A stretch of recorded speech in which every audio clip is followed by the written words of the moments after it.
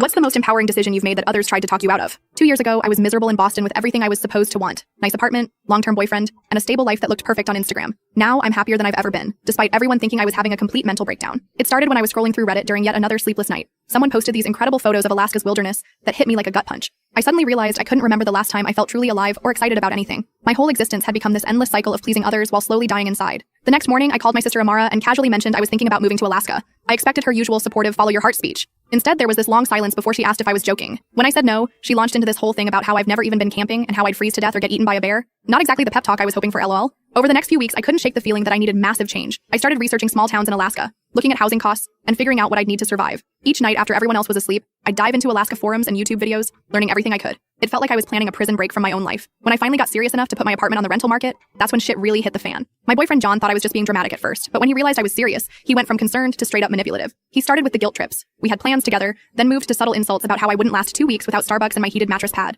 The final blow was him telling me I was being pathetically cliche. Just another privileged girl having a quarter-life crisis thinking Alaska would somehow fix my problems. My best friend Catalina was a bit more tactful, but equally discouraging. She kept sending me articles about seasonal depression and isolation in Alaska. Then came the group intervention. Catalina, Amara, and 2 other friends sitting me down for what they called a reality check. Like they put in effort to talk me out of this. My parents were surprisingly the least opposed, though my mom did ask if I could just try therapy first before moving to actual wilderness. Fair question, TBH. The worst part wasn't even the opposition. It was how everyone suddenly treated me like I was fragile or stupid. People started speaking to me in that careful tone you use with someone who's one bad day away from a complete breakdown. Friends would exchange these little glances when I talked about my plans. My ex literally patted my hand once and said, "Maybe we should talk about this when you're feeling more yourself." But here's the weird thing. The more everyone tried to talk me out of it, the more certain I became that I needed to go. It was like their doubt was fuel. I started selling everything I owned, researching winter survival skills, and applying for remote work I could do from anywhere with decent Wi-Fi. The day I booked my one-way ticket, I posted it on my Instagram story. Within minutes, my phone was blowing up. The messages ranged from concerned to downright angry. One of my college friends literally wrote, "This is the dumbest thing you've ever done, and that includes dating Kyle sophomore year," which actually made me laugh. 2 months later, I landed in Anchorage with 2 suitcases and a plan that was sketchy at best. That first week was rough NGL.